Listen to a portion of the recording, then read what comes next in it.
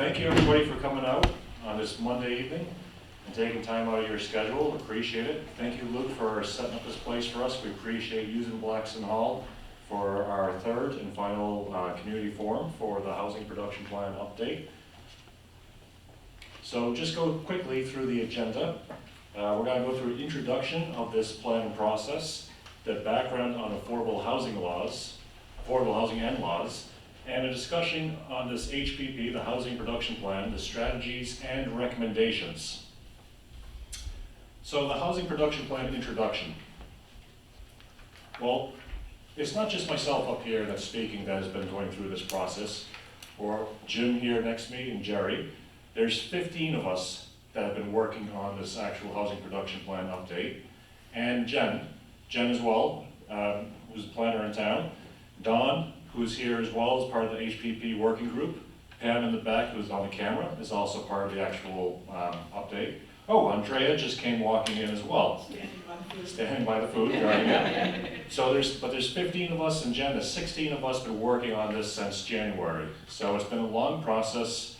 A lot of work and effort has been put into this. Oh, and Central Mass Regional Planning is Emily, right? Yeah. So Emily, there's been a few from Central Mass Regional Planning been working on this as well behind the scenes and with us in person during some of the meetings and at each one of these outreach working groups.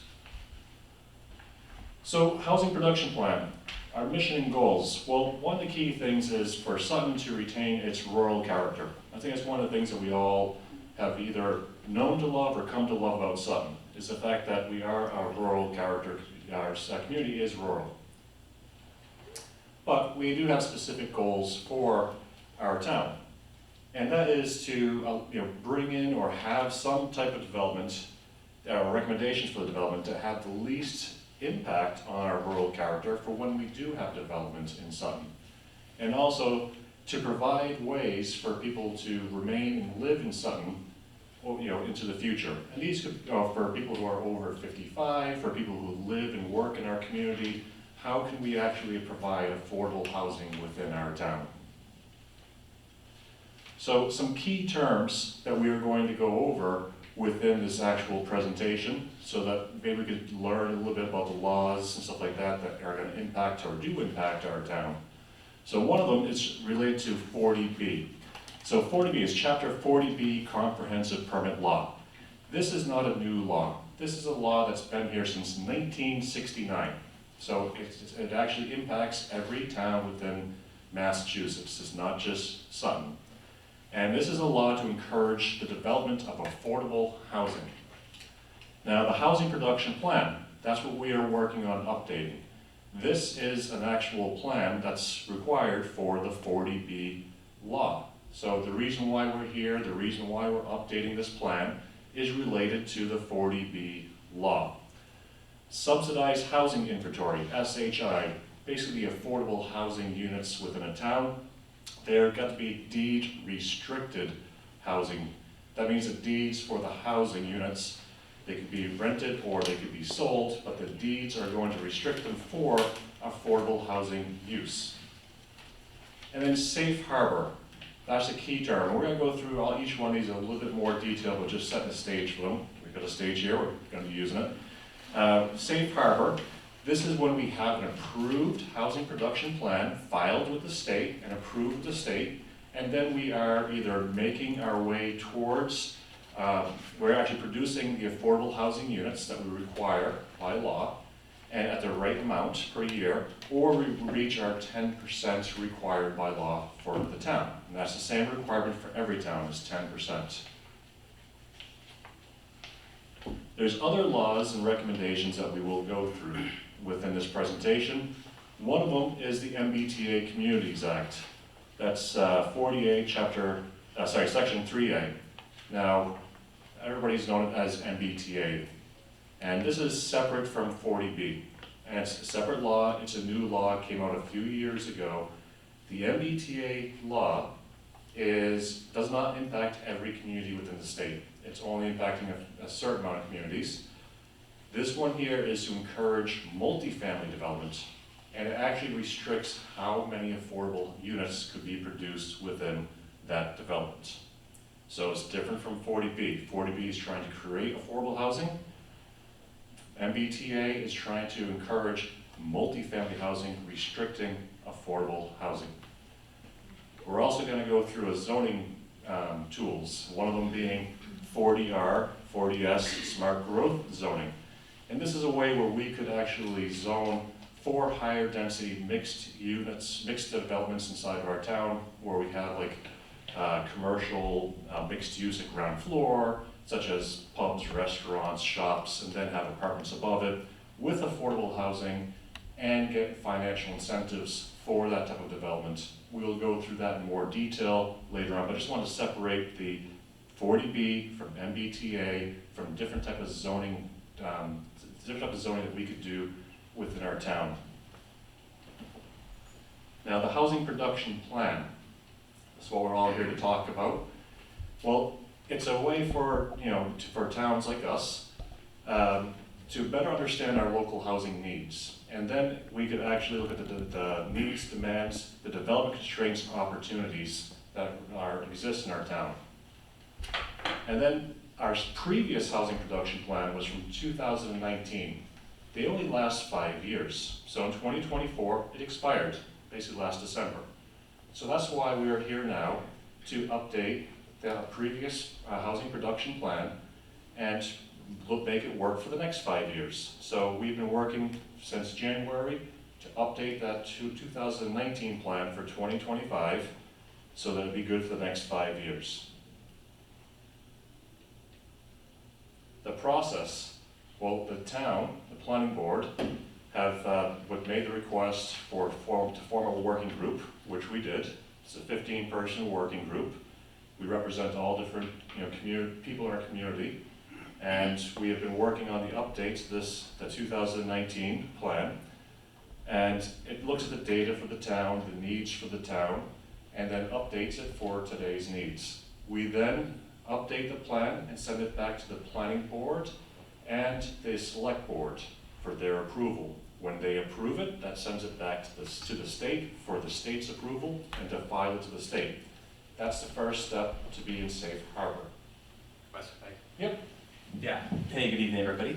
Chin Edamarna. I'm a selectman now, so thank you for all who voted for me. But just representing the housing production plan, I think a key thing on this slide is we're putting together this plan, which is really a set of ideas. Think of it that way. It's a set of ideas. Some of these ideas might be ready in the near future. Some might be appropriate years from now. Some may never be appropriate for town, but it's a set of ideas to help us get in compliance.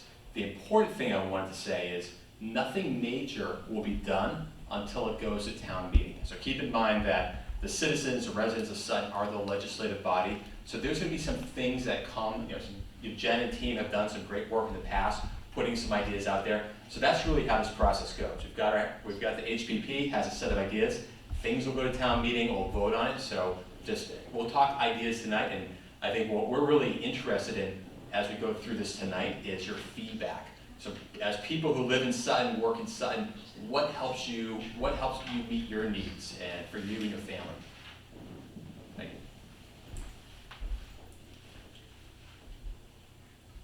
So what are the benefits of actually having a housing production plan updated and on file? Well, the key thing here is certification and safe harbor. When we have the safe harbor, or when we get towards safe harbor, that means we could actually prevent an unwanted 40B development. So if any of you know of 40B developments that come into town, one of them that I know of example is Burbank Woods. And that's where a developer could put in for a purchase of land and then override our local zoning laws. And they could do that because we are not in safe harbor right now. So if we could actually be in safe harbor, first step having the housing production plan filed to the state and approved, and then we need to actually be producing these affordable housing units, we could be in safe harbor, and then we could control our own destiny for how we want our town to be developed. We need to be working towards our actual 10% affordable housing units. So the state target, every town, municipality is 10%. That's what we need to be working towards. The housing needs, so we can address the housing needs for our own community. what is required or what we would need to build within the town to satisfy the needs of our community. And we could influence the development type. So if we are looking for different types, I know Jen already started by having the boards back there, but if we're looking for different types of developments that help satisfy the needs of our community, we can help guide with the type of the development, the amount and the location of development. And that's continuous community engagement. We're here today engaging with the community. This is the third one of these.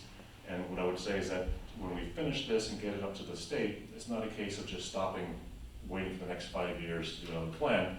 This should be more of a check-in every year or something like that to see on how we're doing.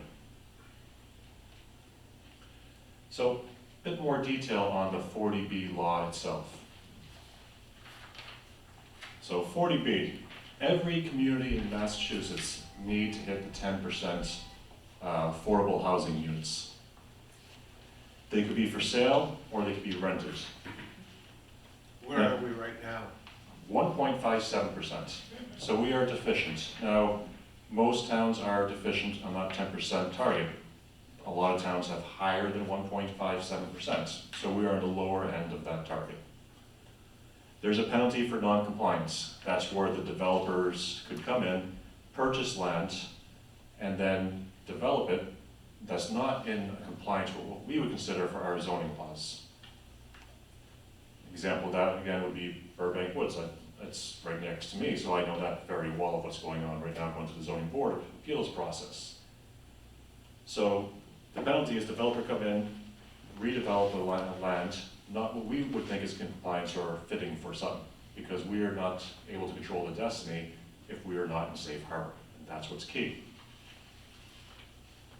So how do we get to safe harbor? The first step, we need to have this housing production plan filed with the state and approved. Then, we need to actually start making the affordable housing units in town. We need to be able to produce 0.5% per year or 1% over 2 years. So, the math. I know, I get chuckle on every meeting with this. It's just, it basically works out the same. So somebody come up with that, but 0.5% a year, 1% over 2 years. For Sutton, before? I know, yeah. So it's 18, in Sutton, it's gonna be 18 units in 1 year, 36 units over 2 years. It still works out the same in math. Right now we have 55. So kind of keep that in mind. Over X number of years, we've added 55 units. And so now we have to do 18, call it 20 per year in order to be in compliance. And so a lot of the discussion tonight will be around pathways of how we might get there.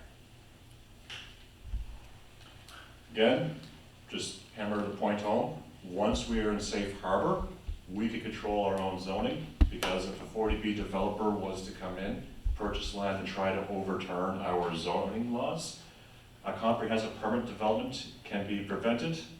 The state's Housing Appeals Committee, HAC, will find the zoning board's denial consistent with local priorities if the town is in safe harbor and rule against the developer's appeal. So we can prevent an unwanted development. So what is affordable housing in 2024, 2025? 2024 area median income was $117,300. Housing that can be afforded by households earning up to 80% of that area median income. Afforded means spending 30% or less of your income on household expenses such as rent and utilities, or mortgages, taxes, and utilities. So how does this break down? A single person household, $68,500 per year. A two-person household, $78,250 per year. Three-person household, $88,050 per year. And a four-person household, $97,800 per year. There's also asset limits. Like, think about it. You couldn't necessarily be earning this money per year and have $1 million in the bank. So there's asset limits as well. So for non-age restricted development, it's $75,000. asset limit. And for age-restricted development, it's $275,000 asset limit. And there's qualifications for what those assets could be. So what Wes is really talking about is how do you actually get one of these units? So once they're built, you have to have those limits in terms of your assets and your income. There's another thing we'll talk about probably later on, which is a lottery for how these are allocated. An important distinction. And if you're in a rental, so if it was for sale versus rental, if you're in a rental unit, you're gonna get assessed every year to make sure you still qualify. Whereas if it's a for sale unit, you get assessed when you're a purchased unit. I've got a quick question. Yeah, sure. Is this 80% of the area median income? Yeah. And are we required to also have 60% of area median income? It depends on the development and how we actually set it out. So we could set it to being 80% area median income. And with not having necessarily a transportation, say we don't have necessarily have a city, we don't have a walkable community with buses to get to and from other areas. So when you get to a lower percentage area median income, if you don't have your own transportation capability, it gets harder to be able to move around, get to work, get food, things like that, get grocery shopping. So as you get down to a lower area median income, it gets restricted when you live out in the country. So and the developments here are probably most likely 80% area median income. Also think in terms of what can a developer make money with. So we're not, the town's not building these necessarily, it's for-profit developers. So they're gonna target the market they wanna go after. And at the 80%, that still works out roughly to be $2,300 a month that people can spend on rent. So if you think about that as a developer, Christine Watkins and I were talking to the gentleman that owns Polly's Antiques. So that dollar amount, $2,300, that would allow somebody to rent those apartments, for example. So it is relatively in the market, and for a developer to make money on it, it does represent a good amount of income for them. But we should have a mixed use ranging from 30 up to 80, even to 100% area median income. Because we do have a vast array of different incomes within our town that currently live here. And we do have individuals we've heard from who are looking for like that 30% area median income because they are retired, they're on a fixed income, and they don't have any assets. So it needs to be a range. But the trick is trying to figure out the best way to do that and meet everyone's needs at the same time.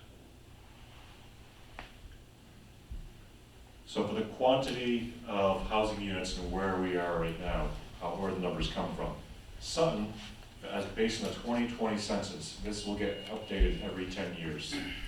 So based on the 2020 census, we had 3,542 units within Sutton. So the 10% of that, our target, is 354 units. Currently, we have 55 units. That's that 1.57%. That's where we get to that number. That's a shortfall of 299 units as of 2020.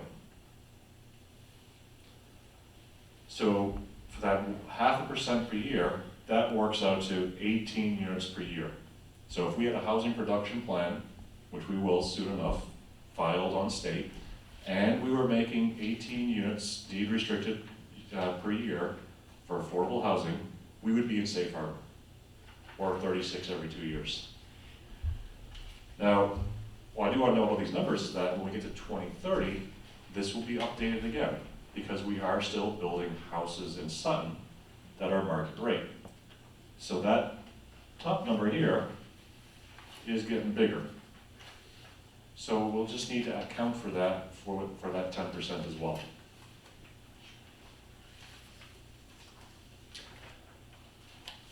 So just make it simple. Every 10 units of housing that gets built in town requires one more affordable house to be compliant with 40B. And that's a key thing to think about. It could be whenever we build single family houses or any houses in town, every 10 houses require one more to be built affordable, just to keep us compliant if we were compliant. And in a rental development, these are two key points. In a rental development, all units count to our affordable housing subsidized housing inventory, even if only 25% were actually affordable, deed restricted. And that's a key point. So let's say, I'll just keep numbers very easy. If we had a 100-unit apartment building and 25 units were deed restricted, all 100 units count to our 299 unit shortfall. And that is key, right? Because we need 299 units to get towards our 10% affordable. But if we had an apartment building or a cluster of buildings, that would be one giant building. But if we had an apartments, and we had, just give us about 100 of them, 25% deed restricted, 75% market rate, as long as they're rental, they all count to that SHI. And that covers us for, say, 5 years, at 20 a year, roughly. Now, Massachusetts Executive Office of Housing and Livable Communities, that was a long name, offers affordable housing through an approved lottery. So when we produce affordable housing, we cannot pick who necessarily lives in the actual affordable units, whether they're for sale or rental. It's got to go to a lottery. We can't have a case where we will say a certain amount of percentage of the units are going to be for local residents, but we cannot select which local residents are going to be living inside the actual units. So it's got to go to a lottery system that the state governs for who is actually proved to be within that income category that we talked about, with assets and income, and then who's been on the lottery, who's waiting, and they manage that system. Okay, so I don't want to say that we just pick who lives there. It's got to be run through the state, all about boards, and they are going to manage that process for us. And that said, there is what's called a local preference. Mhm. I think right now we're about 50%. So personally, I'd like to see us use that to attract teachers, firefighters, police officers, other people, serve other people in town that need that. I know this would be part of a conversation for how we can get that from 50% up higher, but that's all one of the thought processes going behind this. We lost a firefighter in town because he was living in the center, but couldn't afford to, effectively couldn't afford to live in Sutton. So we have to use this strategically for the town. When you say local, are you talking about people that live in town but they wanna downsize, so they're gonna Yeah, that's a good one. Or people that might work in town that want to people move in. that work in town? Yeah. So they wouldn't necessarily be local. I work with a lot of people Yeah. at the school that are, even out of Yeah. state, they live in Rhode Island. Yeah, so I know some police officers who work in town and don't want to live in town. I can understand, being a police officer, you might not want to. But, I would like to allow every town employee who wants to live in town to be able to apply for this and get, move into town. Can you cover town managers? Sorry? Town managers. You're gonna blow the income cap there. Yeah. Sorry. Okay, so why is this important? Well, here's just a chart of numbers, and these are the actual housing units. So I'll just go over to the board and point out a few things here. So here's the total amount of units in Sutton right now, well, based in 2020, 3,542. And if you subtract out the 55 affordable units that are in Sutton right now, we're at 3,487 market rate units.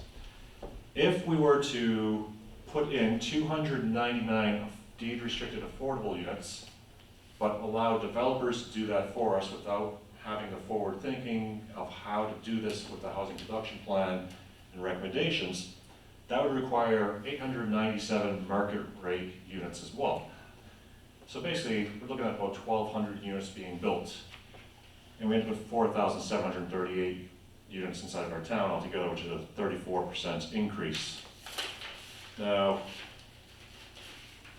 that's not 10% when we get to if this was all done by 2030. It's actually 7.5%. So we didn't actually hit our 10% goal because the denominator is too big on the town. So now we still need to put in 118 more units come 2030. We need 354 more units for the market rate to cover those. And we go to 5,210. So it keeps on going around in a circle if we don't manage it ourselves with proper planning. So just look at the scenario one more time. This is more like the most ideal scenario. Can we manage the amount of affordable units in a smart way where, say for example, I use the example that if we did apartments as one scenario, the 100 units were 25 of them were deeded restricted affordable, the other 75 count towards our SHI. Well, that would be 100 units that would be going towards that 299 number right there. We don't need to offset that with all those market rate, increasing the amount of units in town.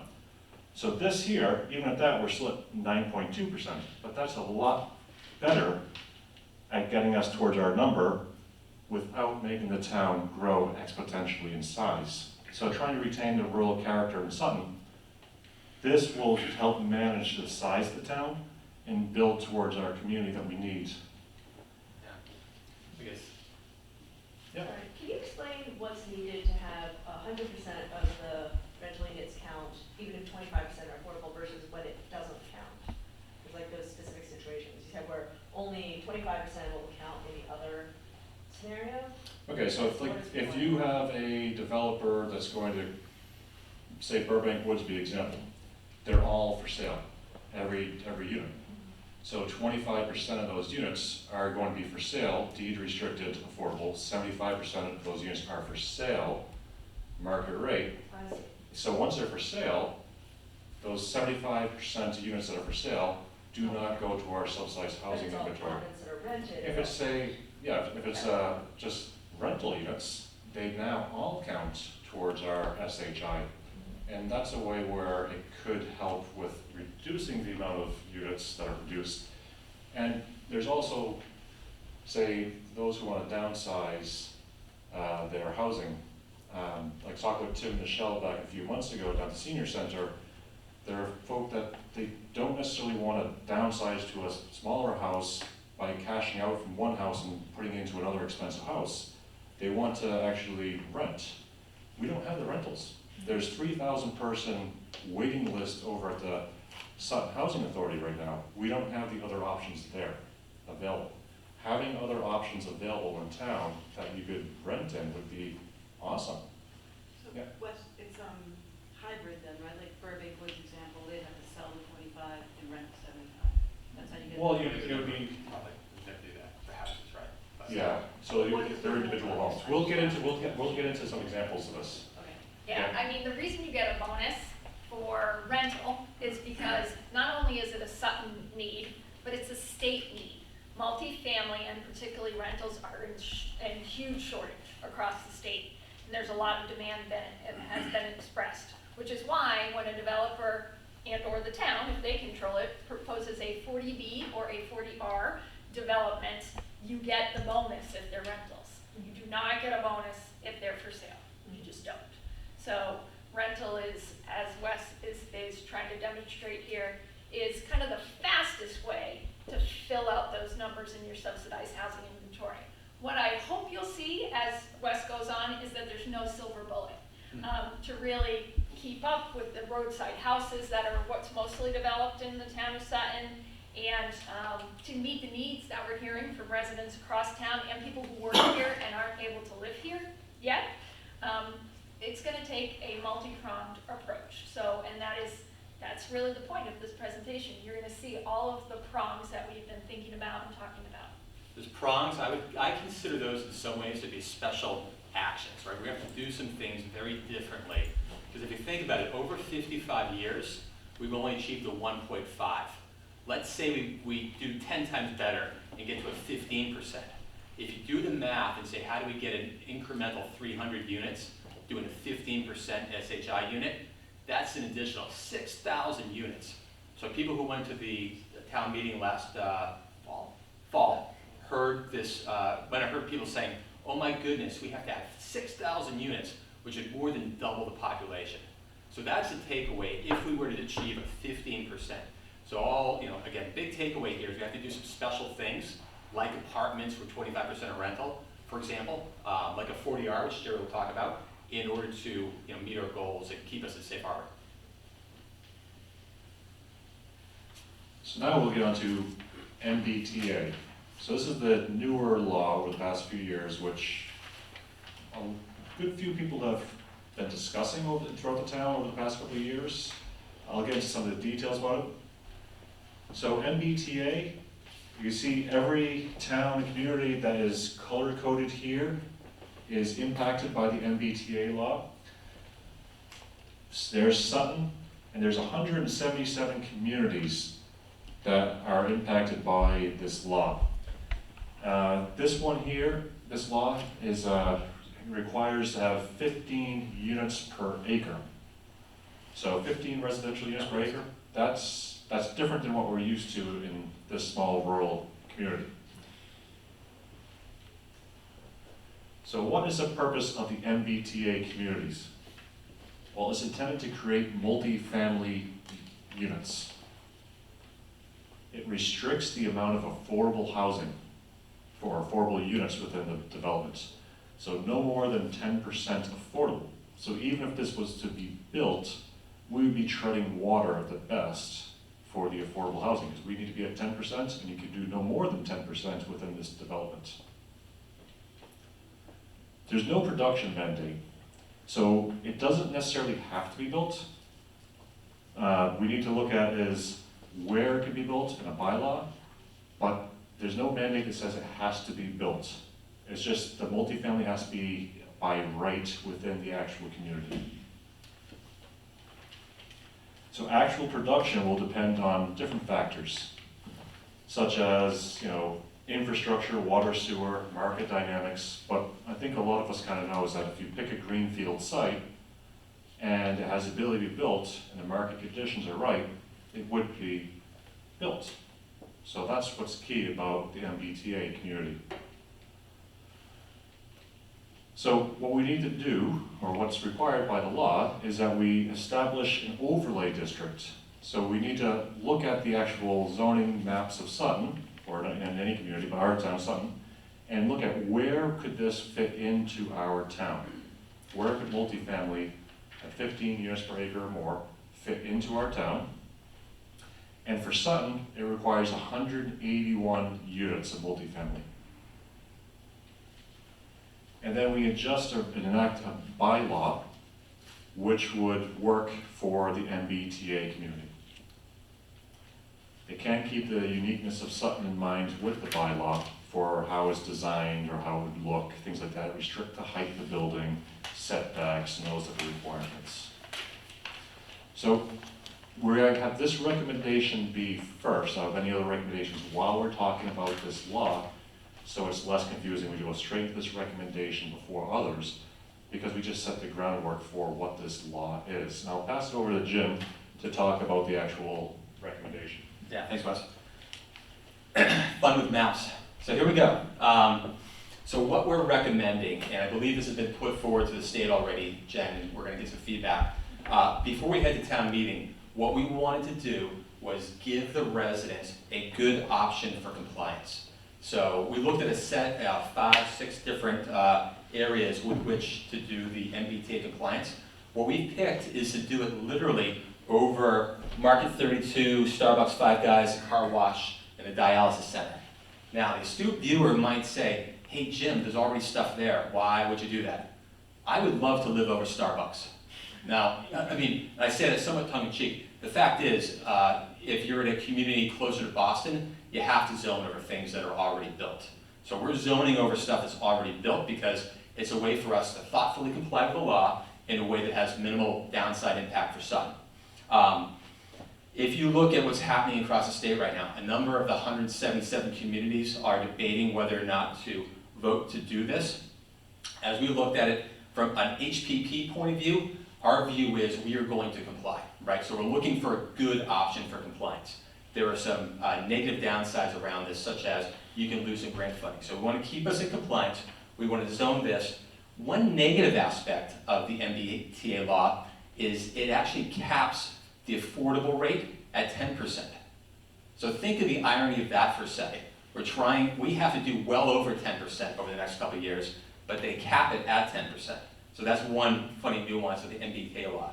So again, we like this idea here. We want to put this to the town to vote on.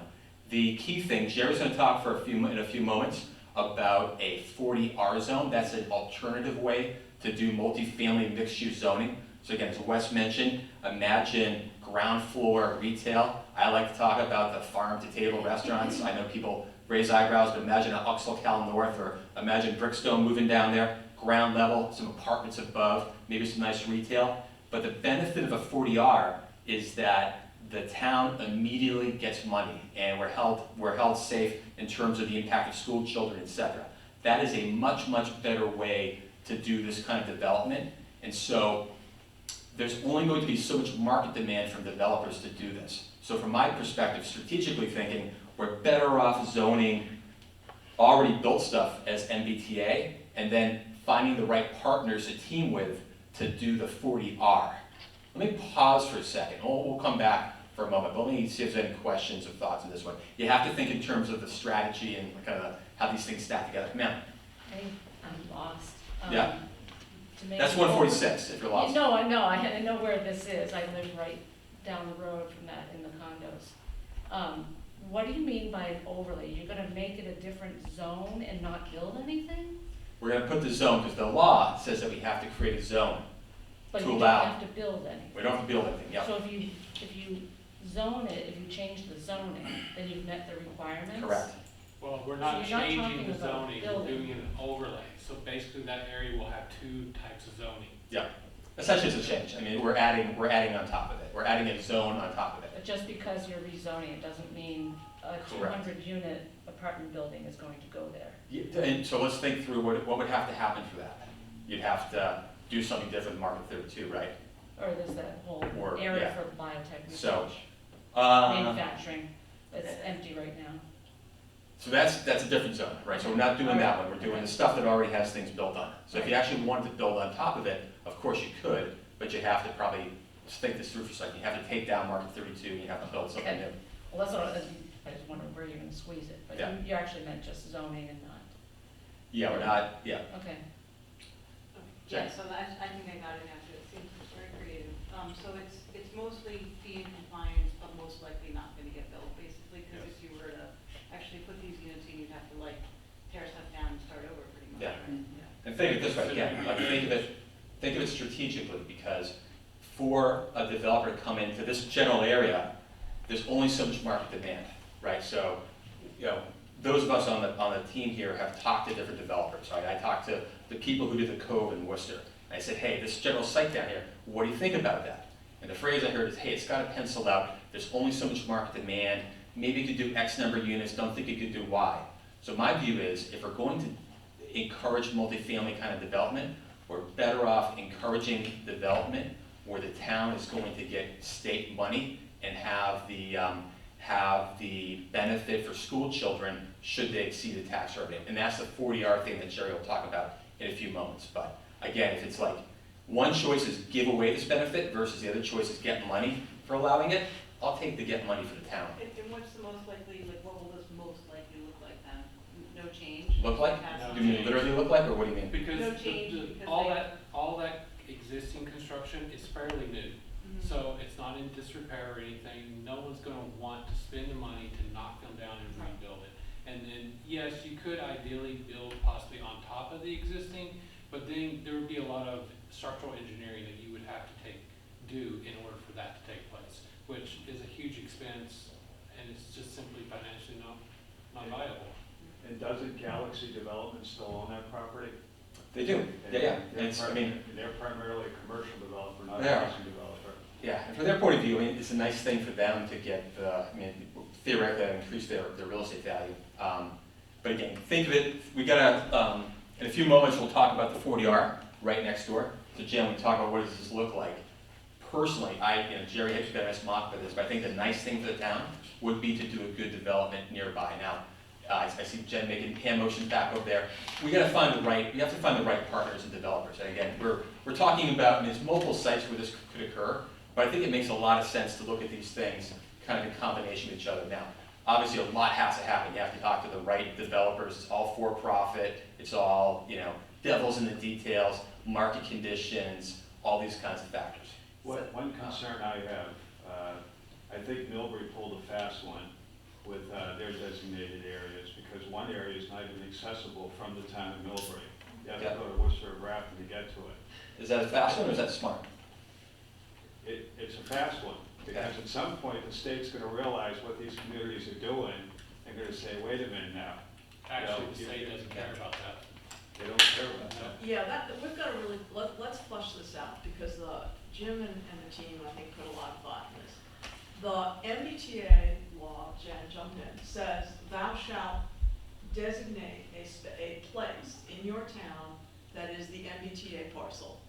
And that's in the first section of the law, and then you go down a couple more sentences, and it says, but you never really, it's not your problem if it's never built on, because it never needs to be built on, it just needs to be designated. Right, so, first the hand waving. The hand waving is mainly about, I just want to stress, I don't want you to see us, the team, as talking at you. We're trying to bring you up to speed on the laws that are out there, some options this team has spent 6 months looking at, and what I think, or you think, or what the team thinks. You're gonna see those in the recommendations in the plan, and in this discussion. What is uber important about this process is hearing what you think. Because it's not the job of 15 people to tell you what you think should be in your community. So I get a little rankled when any of us do, I think, we think, or whatever. So I just really want you to not feel like we're talking at you, that we're sharing information that we so want and need to hear your questions and what you think. And if you haven't taken the housing survey yet, grab those postcards, grab the hard copies. Please take the survey, because that is integrated into this housing production plan. And then we have the other activities for your input. So MBTA, as was noted, it does not have a production mandate. So, and They have there's a designation. right. So you have to designate an area. There's 4 different kinds of communities. We are the smallest kind of community, adjacent small town. So we just need to provide 5%, an area that can accommodate about 5% or 181 units of our current housing, 2020 housing. That's about 12 acres. So there were 2 schools of thought on the committee, and the committee was very respectful of those 2 schools of thought and planned for both of them. So what we hear when we're out in the community is, and I'm sure you've heard it with the lawsuits. Well, the town's I'm not going to comply with that. The state's just pushing something on us, blah, blah, blah. There's a lot of that out there. And the reality is the town stands to lose a whole bunch of funding and access to things that we actually use if we're not in compliance. So number one, everybody agreed, we're going to be in compliance. And then it's how. How are we going to be in compliance? We thought the same thing as you. As we looked around, and particularly Jim, who did the initial inquiries, wait, there's towns putting stuff on top of stuff. A lot of towns are basically, they already have 15 units per acre housing, so they're putting the zoning right on top of it. They've already done the work. They already have the 15 units. They're taking advantage of what they've already done. Doesn't give anybody any more housing, but at least they're compliant. Then we find towns that are zoning over gas stations and things like that, some that are in disrepair and might be encouraged now to be torn down and made into housing. So, and then there's communities, more like Sutton, who are kind of looking at stuff not likely to be torn down, could have some value in building additional stories, but in talking to the developer, because we try not to zone things without talking to the owners, not likely to jump on that anytime soon, unless somebody shows an interest. Excuse me, So, I want to interrupt you here. mhm. On the town meeting, you're going to have a warrant that said the MBTA compliant zone is the following. Is this one. And we do not have to build any housing in it. It's available, but there's no place they can build it. So zoning, so warrant number 1 says, here's MBTA's power. That's the general plan. And that That's complies it. with the law. That's all we need. Right. The law. Now, That's all it will say. Okay? will the state eventually say, hey, you guys are playing games here, we're not getting to the end result, and change the law? They could do that. Now, the other school of thought on the committee was, we're not dummies. We know they could do that. They could do that before the whole town meeting rolls around. So this town, because we need to be in compliance by the end of the year, we're going to be ready for that as well. So we do have a backup parcel literally right here that actually would produce housing and would meet on its own the MBTA as well. And what I would say to the state is, look, we are absolutely, we collectively are considering some other multifamily. Again, I'd rather do it 40 our way. Financially, it's so much better for the town. But let me understand, the MBTA, that'll be a separate thing on the town warrant. Yes. It says, here's our zoning, here it is, Yeah. no housing has to go into it. So Gary, you can Yeah, vote, well, you can vote no, for it or no. against it, but it's, we're gonna put this. No, I down. know, it's great, Yeah. so it's a simple one. Yeah. It Now- will not be built, it won't say anything about housing, it says it does not have to be constructed.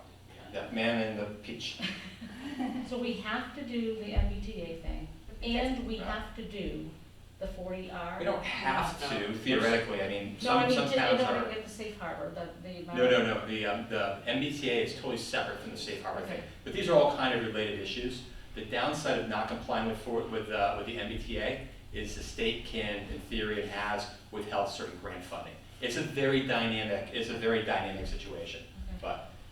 So, what you'll see, hopefully as we proceed along, is MBTA, again, is meant to target multifamily housing, and for a community like Sutton, you're capped at 10% affordability.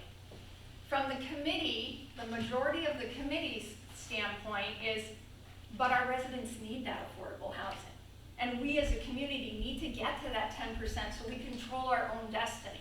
So we don't want to take the very few parcels that have a real ability to do multifamily, have some water and sewer availability, have gas availability, have the area necessary and the interest. We don't want to take those sites, like this one, and this one, not this one, and designate those as MBTA. We want to do something different that Gary is going to explain to you in detail, because then we get multifamily, which we need. Okay, but excuse me, you're far ahead, you're farther down the line in the presentation, correct? Right, yeah, so The first step is this. So this is just one. This is little one piece. step. right. So And I'm this just- really, this is something that we didn't necessarily as a group had to address, because like Jim said, it only has a 10% affordability gap, a cap on it. And that doesn't do anything for us. So it's not really a strategy, but we thought we would go ahead, kind of pick it apart, analyze the whole thing, and look at it and say, okay, what do we need to do currently to stay in compliance so that the town does not lose any additional funds that we receive from the state currently? And this is an easy vote at the town hall. Yes. At the town meeting. Should be. All meeting. Yeah. All right, Should be a sorry. town meeting. Claire's learning a This question. People understand is it. just simply a way for us to figure out to stay in compliance. With that particular law. We'll go Claire first, and then we'll go to my friend back here. I Claire. was just curious, has the state pushed back on any of the overlays? None that do this to date. Now, there's 135 communities who are in compliance or interim compliance. What interim compliance means is their town meetings have voted, but they haven't dragged the entire bylaw and district all the way through the Executive Office of Housing and Livable Communities. So 135 out of 177 communities are this close, and if we'll call ourselves smart, if they're smart like Sutton, they've sent their district and their bylaw to the state in advance, or they've worked with their council and looked very carefully at the regs to make sure they've got something that appears to comply with the law. So the preponderance, 135 out of 177, are in compliance or in interim compliance. Very few communities are kind of holding out at this point because they're starting to really understand the breadth of the potential financial impacts. And the way I see it, I don't see the state ever pushing back on this, because they want to encourage walkable neighborhoods. That is the big thing for Massachusetts. If you look at any Boston or suburbs around it, they are pushing walkable communities. They want that high density growth. And this, if it was to ever happen, would meet their needs. All right, we have a question back here? Yes. It sounds beautiful, but in reality, if you build above another building, you're adding that many more people. What kind of facilities are we having? Are we able to provide them with adequate water, Yes. adequate septic? You're going over a medical facility and those dialysis units, per dialysis unit, you have to provide so many PSIs per unit to run those machines? Yeah, great question. So I guess the way I look at this one is, when I wonder, would somebody actually build on top of Market 32? I don't know. So When I'm it's- I asking mean- you, I'm tossing it, because Yeah. wasn't there an issue when they were first building this with some of the water? Well, they would have to comply with the law. I mean, 40B zoning, 48 state zoning of any kind doesn't accept compliance with state law related to wellhead approvals and protections, Title V, which is septic systems, Wetlands Protection Act, they all still have to comply. So if anybody did want to come in and build these second floors, they'd have to comply, they'd have to show that they have the availability from Wilkinsonville Water District, which is currently constrained in terms of their water supply, and they'd have to have the engineers showing that they have the PSI to serve any existing facilities plus the housing facility. So, and that's all done through a site plan and a comprehensive, or depending on the approval, a comprehensive permit process. So these laws don't give carte blanche to just go in with no review. They still have to comply with all related state laws. We're just creating the zone, the overlay. It's not about actually Right. producing. And it's highly unlikely that anyone would build on top, or since it's fairly new, would knock down anything. There is, Yeah. however, that large field there. Correct, which we'll get to for the 40R, but that's again, like, think of the two different pathways to build this stuff, and one pathway actually provides the town money, the other doesn't. So that's the fear, that's a strategy behind this. All right. Anything else on this one before I pass the microphone over? So we've already submitted this preliminarily We have. to the state? Yes. So that makes us in compliance? 'Cause No, not yet. We're getting, as Jen said, we're taking the smart approach of getting a soft authorization from them that it's good to go. Then we bring it to town meeting. And then, once that gets approved, and the other bureaucratic or administrative things that we're. That holds us out of, in compliance, Yeah. not out of compliance as of July Yeah. 1st drop dead date. I think it's end of the year. End of the year. So we have this calendar year. Yeah. So we need to go to town fall meeting for approval, or vote basically. Yeah. And we approve this area and the bylaw, then it gets submitted to the state. Because I was still, believed it was July 1st drop dead date. What's the date on it? On what? For the MBTA, end of calendar year? Yeah, End of calendar December year. 31st, we have to. So be the in state are compliance. reviewing these parcels of land, and the bylaw that was drafted for this has already had review internally. Well, they will give us any feedback or thumbs up approval that looks good, in this form. We would bring this to the town would bring this to the town hall meeting for a vote. Assuming it gets voted through, it would go back to the state. They would already have reviewed it, so that it wouldn't be news to them. It should be hopefully a smooth enough process. It's one that limits risk to the town for overdevelopment. Maybe someday, if any portion of this ever got built, it would be one that's, like was already mentioned here, that's a walkable type of community, but it would have to take down existing infrastructure to build new infrastructure, and the cost benefit analysis of that wouldn't be all that great. So it's one that wouldn't be done right now or anytime in the foreseeable future. I don't know. We use the phrase thoughtful compliance. So I think this is thoughtful compliance. Yep. All right. This is just the same one, that if we didn't do that thoughtful compliance, we'd just be adding on an extra 181 units to the town if we picked a different site, we'll say, for example, which is why we're looking at this thoughtful compliance. All the clicks. It just ends up being bigger and bigger. Okay, so now we get into the other recommendations and strategies from the housing production plan. So 2 of these that are kind of easy ones to go through, that shouldn't take too long. Well, one of them is to actually have continue this ongoing outreach with the community. And kind of touched base on that already, that this should be more of a regular, whether it's annual, events or something like that, where we come back and actually engage with the community instead of being like every 5-year process. And then also, it does take a lot of work to keep up with the affordable housing and housing developments in town. So what would be good to have is actual, somebody who's gonna coordinate that for the town. So maybe obtain a regional affordable housing coordinator, but on a shared resource. We're not a big enough town to have somebody probably to do this on a 40-hour basis. And I'm sure our neighbors around us in the communities are in a similar boat. So maybe a shared resource that could do this part-time for us. Because, 15 of us doing it, on our own time, taking up a lot of time looking at this for the past 6 months, it does take a considerable amount of time. So having You've got a some, job you gotta do. huh? You've got a I've job. got a job and a lot of coaching in soccer and a lot of other things that we have in our life. So, when we finish this process up, it would be good to have somebody doing this on a part-time basis. Helping us try to keep in compliance so we can manage our own destiny. I'm gonna pass this over to Jim so you can explain the Community Preservation Act. I'll just- Final charts. All right, so we're going to talk through a few ideas for how we can actually develop housing. So imagine a scenario maybe where the town actually builds some apartments. Imagine we might buy some land and build something. So the question for that would come, where's the money come from? Now, nobody likes raising taxes, and I don't want to have people pull out the pitchforks and come at me for wanting to raise taxes.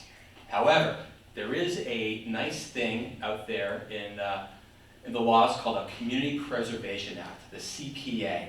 And a lot of towns in Massachusetts have CPAs. Grafton, for example, uses one. They used it for some historical preservation. Grafton's used it to do some affordable housing. And the way that works is imagine a surcharge on your tax bill. So imagine a 1% surcharge on your tax bill. So if you have a $5,000 tax bill, that's $50. Imagine we do a 3% surcharge, so $150 if you have a $5,000 tax bill. So keep those numbers in mind. There are some options. We can exclude up to $100,000 of property value. We can exclude it for, say, retirees or elderly folks to take the sting out. But there's different ways that the town can get some money raised for this. You'll notice the 3% number over here, because at 3%, it is possible that the state would match us dollar for dollar. Now that's not guaranteed. There's a set of other, calculations at play at the state level. But if we wanted to go for the full dollar for dollar match, we would have to do a 3% surcharge on our property tax bills. Then we can use that money for affordable housing, historical preservation. I love being down here in historical Manchog. Maybe we can do some cool facades in the buildings down here and create a Hallmark movie, set down here. That'd be awesome. We can do some open space, things like that. So that's what the money's used for, can be used for. I think we would want to consider it in the context of everything else going on in town. So from an HPP point of view, we're going to make this recommendation. From a town budget point of view, we have to consider all the other needs and is it appropriate, when's it appropriate. But we like this idea of the CPA. Now there's another thing in here, the Municipal Affordable Housing Trust Fund. That's a mouthful, so let's just call it the Housing Trust Fund. That is another mechanism where we can take money from a CPA. Another mechanism is to take money from developers. So imagine a developer is building some homes and they have to build some affordable units. Well, rather than build the affordable units, maybe they want to sell them at market rate and give us money, say the profit they would have made, for example. That's all a very dynamic thing. Jen's got an awesome, complicated formula for that to consider. But, personally, I think that creates some good options, creates a little more bang for the buck to get some things done, to add more units possibly. So, all these things kind of coming together are going to be recommendations for creating these funds to be able to receive money to do some things to create housing. Let me pause for a second. I know there was a lot. Let me see if there's any questions. This was voted down a number of years ago. Yeah. It's a good program, but are you muddying the waters here? One, you got an overlay district, now you're gonna have to talk about building houses. And now you're talking about a whole separate. Yeah, good question. I think I'm new to like putting together warrants and all that sort of stuff. But I think your coaching here that you're asking through your question is don't make things too complicated for any given warrant. And I think in talking to some residents, in talking through the CPA, I don't think people necessarily understood it. And I just don't remember. I don't remember how I voted on it. I think the context of the town at that point in time. Do we need more fire apparatus? Do we need something for the school, do we need this or that? It all comes into it. So I think, there's nice to haves and there's need to haves. In some ways, this is a bit of a nice to have, so it all depends on what's going on at that point in time. Maybe it gets introduced at a later meeting as Yeah. opposed to the same meeting you're trying to get the housing Yeah. through. Yeah, I think this year, I don't know that it would go on the warrant this year. I don't think it would, personally.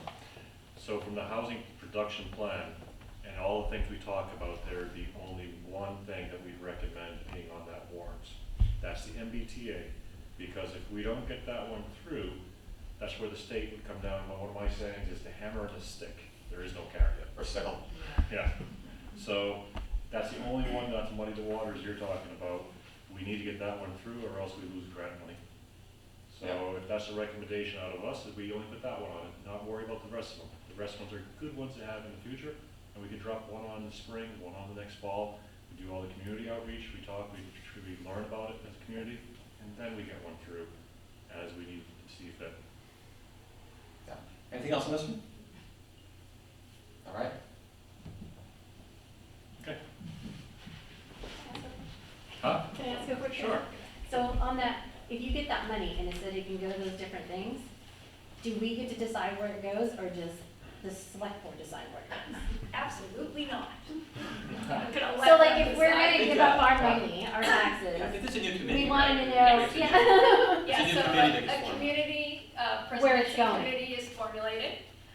Every time, money comes in, there's an accounting process that happens. 10% has to be put in a pot for housing, 10% has to be put in a pot for historic preservation, and 10% has to be put in a pot for open space recreation. Perfect. The rest can be spent as the town sees fit. So the CPA will recommend a project, people will come to them and say, we should do this and that. They'll recommend to town meeting and do articles, but only town residents have the authority to spend money Okay. from those funds. It's all back to the voters. Okay, that's what I just wanted to And know. all of these recommendations as well. They don't happen unless you vote them to happen.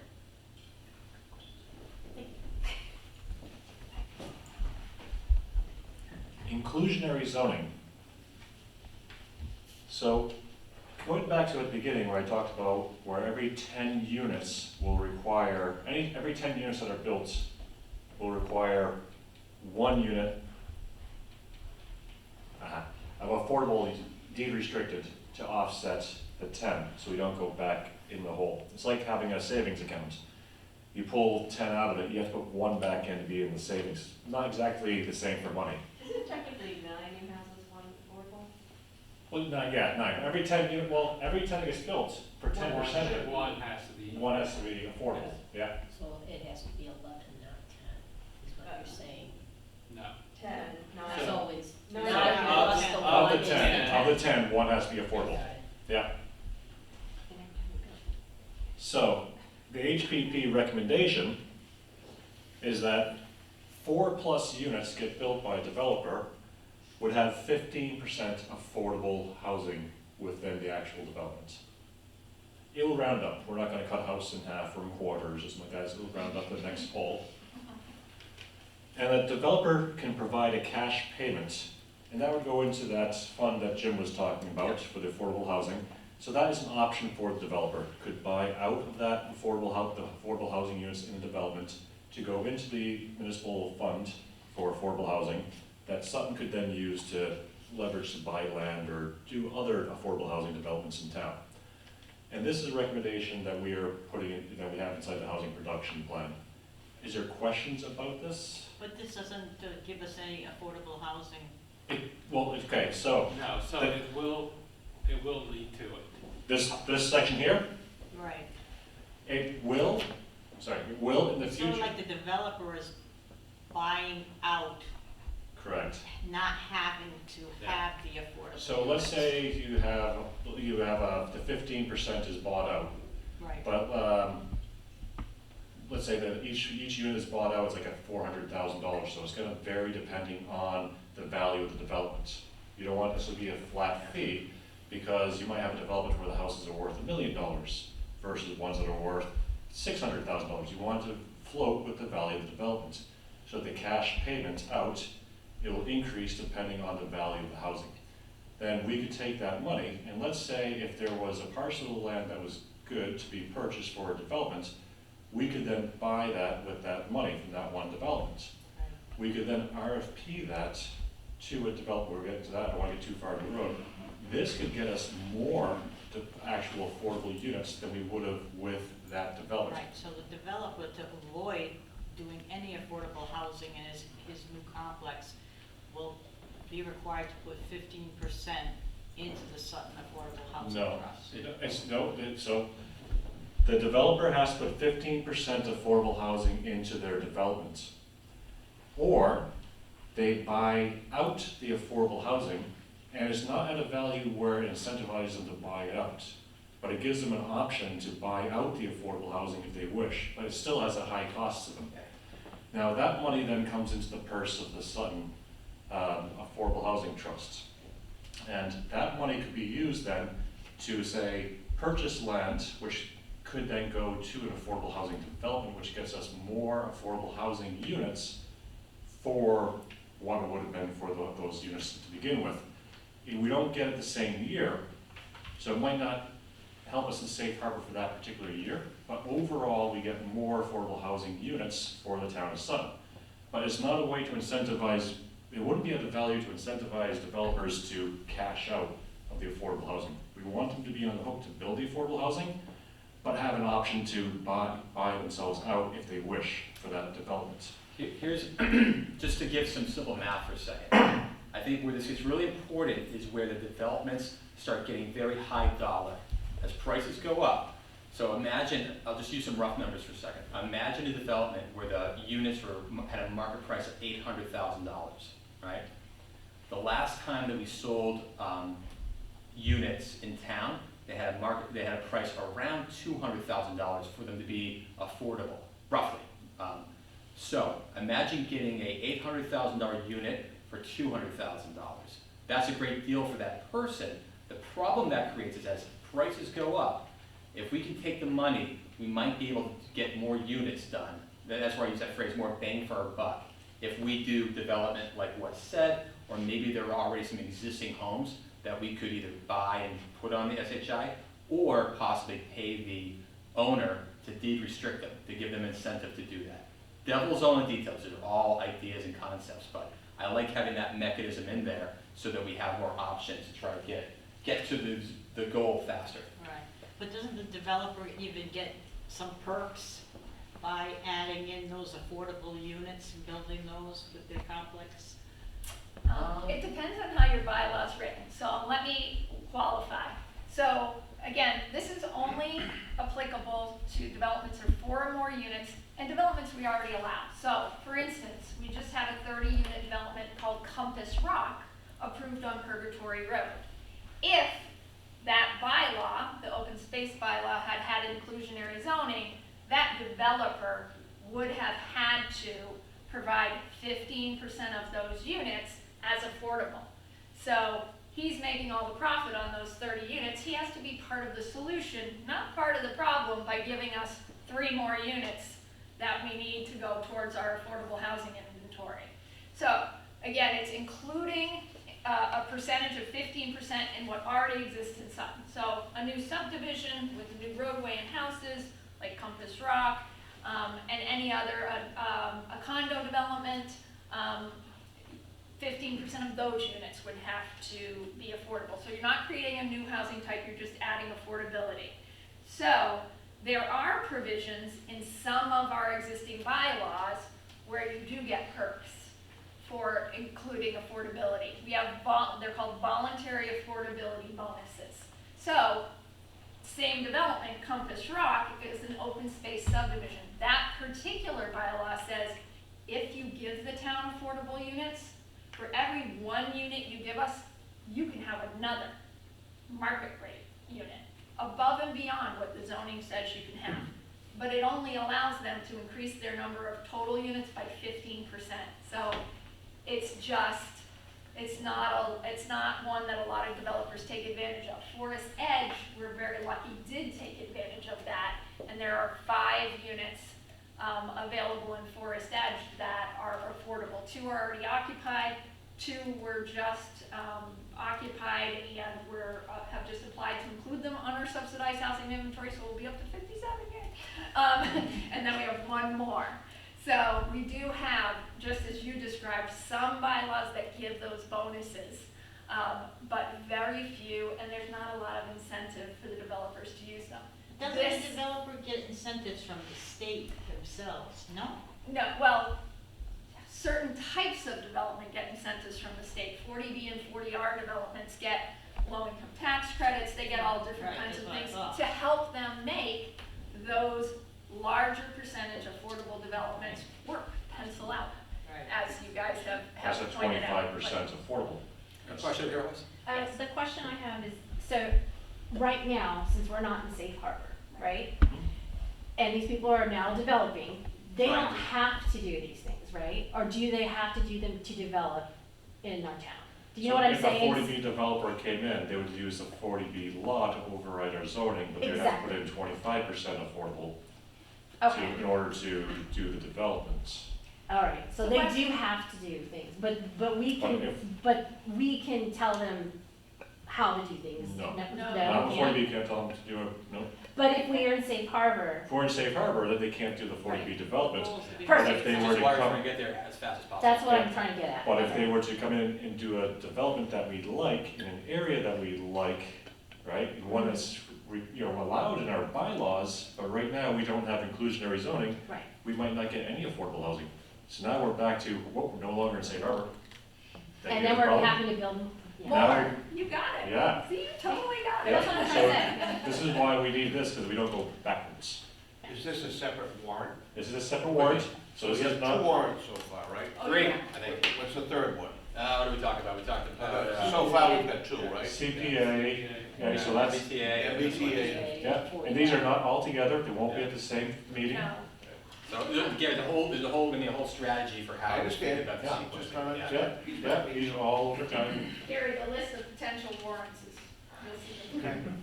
There's 5 at least potentially, but one at a time, hopefully. Ma'am, back there. So, yeah, so you talked about that 3,400 plus units. Yep. Is that including all the units that are being built currently but not occupied? There are several being That's built right now that I 20 noticed that are not The occupied. question was the 3,400 units, this is for others who are on the video. 3,400 units, does that include the units being built right now but not occupied? 3,400 units is based on the 2020 census. Yeah. So any building, any house built since 2020, that's not on, the past 5 years isn't on that list. So our compliance is actually worse at 1.57. Yeah. We need more than 299 units. And where are the 55 that you talk about? Where are they located? Well, we came out of the gate swinging. 1969, when the law was enacted, Sutton, likely with federal housing funds, Okay. I haven't done the research yet, but likely with federal housing funds, came out of the gate swinging and we did Orchard Apartments, 40 units, boom, year 1. All subsidized, 100%. We did nothing until 2005. So, and that's when I convinced Forest Edge that they should take advantage of that affordable housing bonus. We were doing attached condominiums, very easy to Where kind is of this integrate. Forest Edge? Forest Edge is off Blackstone Street in northeast Sutton. So it's right, it's right there. So, so they did 5 are approved up there, and then Leland Hill Estates, that was supposed to be over 55 housing and 10 buildings, and they went bankrupt, and a developer bought that project out and decided he didn't want to do the 10 buildings, he wanted to do individual house lots. So he worked with the Board of Selectmen on what's called a friendly 40B, worked on the size of the lots, the type of the units, a little more ornamental in design, and there are 12 or 13 affordables in that development as well. If you want to do a little experiment, that's a little interesting, I dare you, drive through that development and see if you think you can pick out which units are affordable. I guarantee you you're wrong. On all but one, I was wrong. So I put on all my biases and drove through, and that's one of the things about 40B law and 40R law is on the exterior, the units have to look identical. And the interior is where developers often make up the money. So different kinds of countertops, not hardwood floors, those kind of finish ideas. So those are where our current subsidized units are. Forest Edge, Leland Hill Estates, and Orchard Apartments in Wilkinsonville. So 40R. There we go. So 40R, which is basically known as smart growth zoning, is a strategy that, a zoning strategy that Massachusetts implemented back in 2004. And basically what it is that it's mixed-use buildings. So kind of think of this building that we're in right now, where the ground floor is all commercial space that is leased out to individual businesses, various businesses, and then everything up above is all apartment buildings for the most part. There are some buildings you'll find where there is ownership, kind of like a condo or some kind of HOA, but for the most part, they're apartment buildings. And that's what, this is the main, I think, one of the main recommendations that the group wants to put forward here, is because with this, there are various benefits that we can take in effect from this.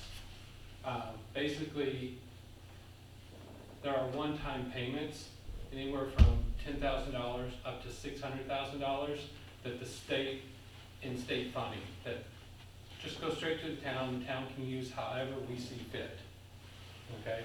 Doesn't have to be used for housing, could be used for the fire department, could be used for the school system, could be used for whatever we want. In addition to all that, for every unit that is permitted within those buildings, we get another $3,000. One time. Yeah. All of this is basically one time. Then, because there are impacts and the state realizes that with such development, there is impacts that the town would incur. One possibility is the school system. While adding whatever child is within this district, whatever is going to hit our school system, if there's going to be a cost burden to the town itself, they actually will give us the difference of that. So, just again, rough numbers, we keep throwing out different rough numbers. If it costs $16,000 per child to go to school here in Sutton, and we know there's going to be, that number's not quite accurate because there's different factors involved with it, but say it is going to cost the school system another $16,000, the state will give the town for the school system that $16,000 for each child. Net tax rate. Is that per year? Yes, as long as, for the life of that child being in school in that district. It holds us harmless, so compared to MBTA, so if we did MBTA, kids moved in, we get nothing. We do what Jerry's talking about, we get immediate money up front, we get the $3,000 per unit, and then we get held harmless and kept safe on the impact in the schools. So with this, there's been inquiries, Jen has made inquiries with the ownership. So everyone knows, we've been talking about this, there's that open lot next to Market 32 that at some point they were talking about like a Home Depot or a Lowe's. It's a perfect location for such development. You can see in this rendering, we've got 3 buildings here. There's commercial space on the bottom floor, there's 2 residential floors up above. So in this rendering, we stay within the 35-foot limit as far as height limit. In this, we have 16 units available per floor, so 32 apartments per building, a total of 96. We can push that further. And if we push it over 100 units, then we get even more money from the state. 200 grand right in front for zoning it. So, with this, ideally, you wouldn't stick to the 3 floors like this. I mean, ideally, so in addition to 40R, if we craft the zoning correct, or the bylaws correctly, we can create different, we can make it look like Sutton, like what the town wants it to look like. In this, we've got a brick facade, which is more considered rural. In reality though, we know that it's going to look more something like this. It's going to be five stories. Just because from a financial standpoint, it makes more sense. But the good thing is, The good thing is, the nice thing with this lot, this parcel of land, it's low compared to everything else around it, as far as the topography. So we could ideally go higher there, and would make no visual impacts whatsoever to this area. Is Galaxy interested in doing this? They are. In fact, it sounds like they're extremely interested in this, to where most likely, this would be on the warrant in the spring. Just, if we get the other building, is that Can't hear the question. well, like, like this. numbers wise, I get why we do the It's- ugly building, but doesn't, like, once you go over the height minimum, you know, cause I've lived in places where they let that slide, and then suddenly, oh no, it's like everything's tall and you lose. Again, the this comes down to crafting the bylaw for it. Is the question, would this set a precedent for other tall buildings? Yeah, I've seen it happen where you lose, it becomes a battle to keep the building height low once you let one in. Yep. I think the devil's in the details in all of this. Like, personally, I think we want to know what the actual project looks like before moving forward with, you know. Which you can't always do. So with 40R, as Jerry has summarized, it works exactly like MBTA does. You designate an overlay district. So you pick the areas where you want it, and a bylaw goes with it, just like the MBTA. And that can include, as Jerry has stated, design guidelines and regulations. You can cap it this high. Again, you need to remember, we don't own this. So it's not gonna get used unless it, in Jim's words, pencils out. Great phrase. It's not I gonna learned get. that from a developer. Yes, well, I mean, it has to pencil out. So, you know, beauty and preferences in the eye of the beholder. Some people like the mod design. The Market 32 design, we kind of went to that for something more country-ish, more whatever. Well, first off, Route 146 does not really have an identity. It doesn't. It's in a town with an identity, but it doesn't have a strict identity. So it's very hard to I think it's argue. Amazon now. Yeah, it was very hard to argue, no, it must look like a mill, it must look like the Bank of America, which is designed after this mill right here in that block. But, and they really wanted more of a modern kind of architecture. Chances are, from preliminary discussions, they'll want a building that kind of goes with the Market 32, looks like a 2024 building. But again, depending on how we write our bylaw, we have some influence there. It's always a balancing act. Do you want it to actually do something or don't you? And you really have to think about that while you're crafting your bylaws, and not be one of those towns that says, we're not talking to the owners or the developers, we're doing what they want. If they don't like it, too bad, because it will be too bad. And then you'll just, and maybe you want the Lowe's. They're starting to build in a few places. Maybe that's what you end up with. But then the one parcel that could accommodate that kind of development, I shouldn't say one, there's probably 3 in town, is gone. And you've We lost gotta use that. those strategically. Mike? Yeah. Exactly. And that's, all this comes down to, like was presented with the MBTA, is it's the strategy that we're looking at. Where do we want to place such development? We know we need it. The advantage with 40R is we can decide where it goes, okay? Because we create that overlay district. With that, we're creating a nice dense area where we can have all apartment buildings, okay? All rentals. It doesn't have to be, majority of these type of developments are all rentals. They're not ownership. Yeah. And as long as it's Which, with 25%. that, so with that, we can do 25% affordable and count all 100% of them to our housing inventory. So this Which- law allows you to have that bonus as well. Yes. So with this, honestly, in my opinion, this is our fastest and Yeah. easiest way to get past all the requirements that we need and still keep Sutton, while still also offering the affordable housing that our residents need, while also, in addition to that, creating funding that the town also needs. And some community. I mean, if we get some more restaurants down there, have a nice courtyard, Yeah. you know, if the nice people at Craft Group, if you're watching, put a stadium nearby with an arena, that would be awesome, right? I mean, get our walking track. So I No. got a question. moment I moved back to town, and I was a longtime resident of town back in the 80s and 90s, and my wife and I just recently moved back, and we're on Cold Spring Drive in the condos there. So as soon as I heard about the MBTA communities law, I said to myself, that would be a perfect spot to develop housing. I'd rather have housing than a biomanufacturing site, to be honest. And the water, you can't really have that for the water. Right. And my concern is now that I'm on the other side of the tracks, are we gonna have infrastructure improvements finally? Because the roads are atrocious. So, If we wanna build a community where people are gonna wanna live, we're gonna need better infrastructure. and that's why this was our very first site that we thought we would recommend for this. Because with this, we're looking at 146 being right there. The state's already looking at doing the flyover, which will help that whole intersection as far as the traffic merging on and off traffic there. There is some water concerns, of course, as everywhere within Sutton, but there are ways around that. And the local water district actually is working on some stuff.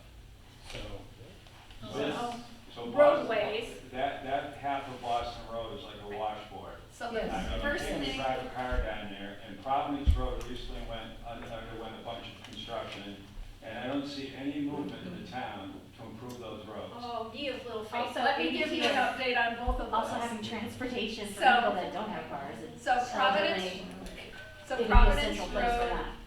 Providence Road is, as you know, from being here before and now moving back, is state numbered roadway 122A. Back in the county days, that was maintained by the county, and there's a bunch of those roads as you drive around the Commonwealth. They were basically let go when the county system was abolished, and local towns like the town of Sutton were surprised. You now own 122A, so we own a mile of 122A that runs through the town of Sutton. These are considered what are called orphan roadways, and thankfully the state enacted a policy a number of years back where they would consider applications for funding for maintenance on orphan roadways. I worked to get us a $3.6 million sewer grant, and we're finishing up that sewer project. Most of the mess on Providence Road is by Eversource because they had a lot of leaks and upgrades that were needed, so they tore up most of it, not our project. But Matt Stencil, before he left us and went to the town of Millbury, applied to the Orphan Roadway Program and secured funding. So you might think we're not listening, but we're always listening to you. So paving from the Millbury town line to the Grafton town line will actually start early this summer, and Providence Road will be redone. Also, before Matt Stencil left town, he updated his capital roadway plan, which he does every year, and Boston Road is the first road. East of Route 146 is the first road on that new capital plan. So there's a new highway guy that Boston is gonna have to hire. So hopefully he'll get that done and get a great guy, and he will hopefully pick up the mantle that Matt left. And because you are so right, Providence Road and Boston Road, huge transportation corridors in Sutton, not huge, but they both need that love, and they both need that work. And there's some drainage improvements that will happen with the Boston Road at Providence Road. Because any of you that go through there, you'll notice there's drainage and all kinds of interesting issues there. That's part of that Boston Road upgrade as well. And while I'm at it, the state is pushing walkable neighborhoods. Right. If I lived in these new apartments, I'd want to do more than Right. just walk within the confines of the Right. So the good news So we're is, going to add sidewalks. yeah. So the good news is, whenever we do a development with affordable housing, one of the biggest pots of funding from the state of Massachusetts, although a bunch of it comes from the federal level, so who knows where that will go, is infrastructure in support of affordable housing. That's anything from water and sewer improvements to roadway improvements, and sidewalks are big.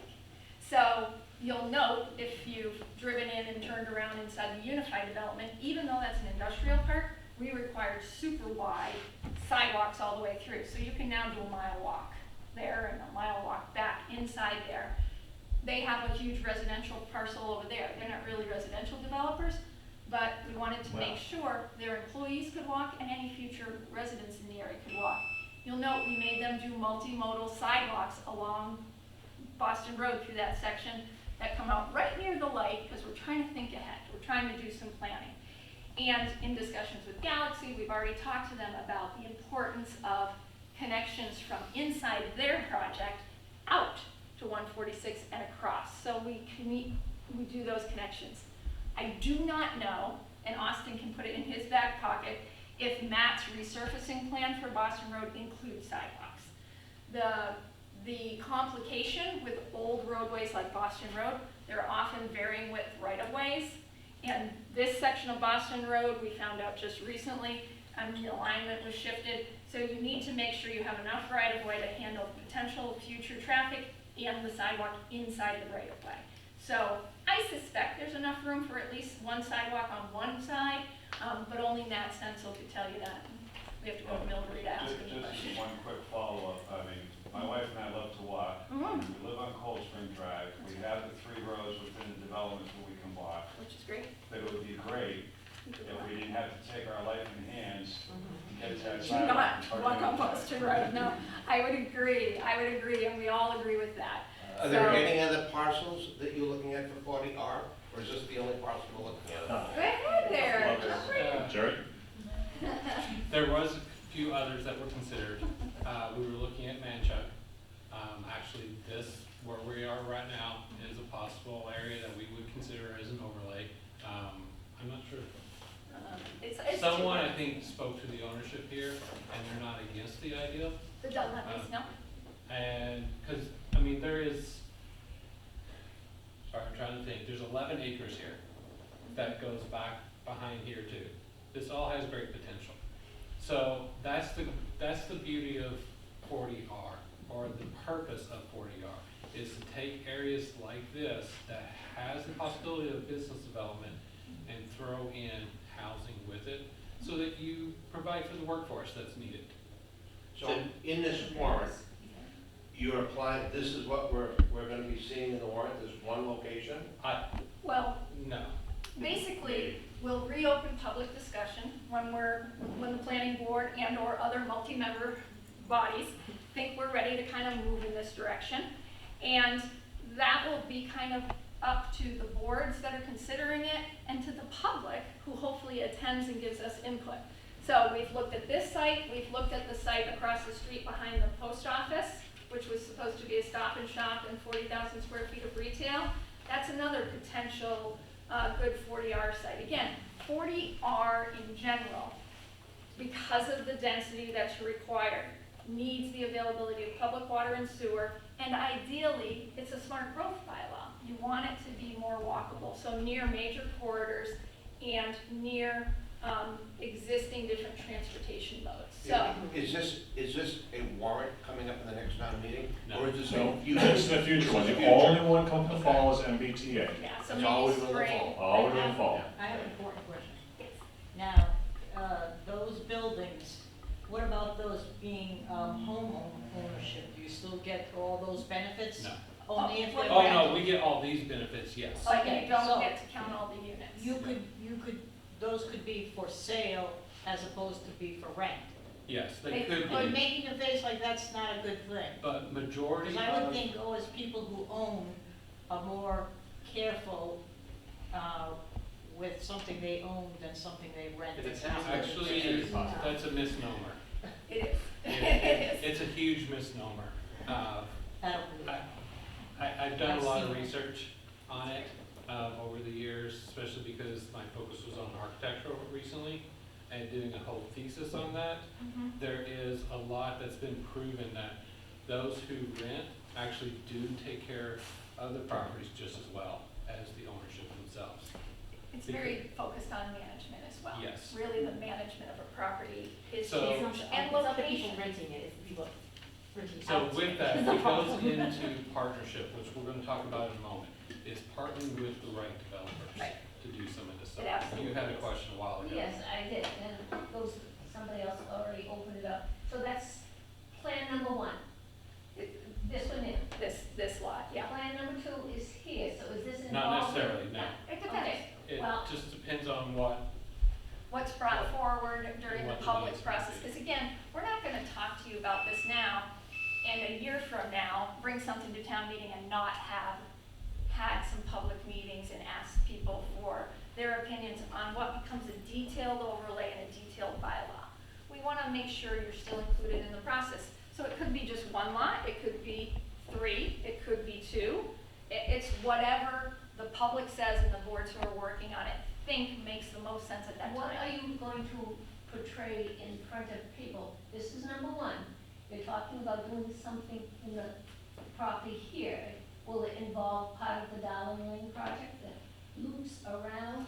The only thing we've done in all of ours, all this is, as Jim has said before, these are just recommendations we're putting to the I town. agree. So And our then recommendations the third have, one is Are to consider this further lot. up on Boston Road, where they had wanted to put that other project. Yeah, right behind the post office. And again, this committee's using this as an example in the bylaw, but their recommendation really is that the town consider enacting a 40R district and a related bylaw because of these potential benefits and the way it could fit. This is just an example that's being Because you used. haven't fully researched. When the it. rubber hits the road, you gotta do all that research. also, we'll have continuing community engagement like this.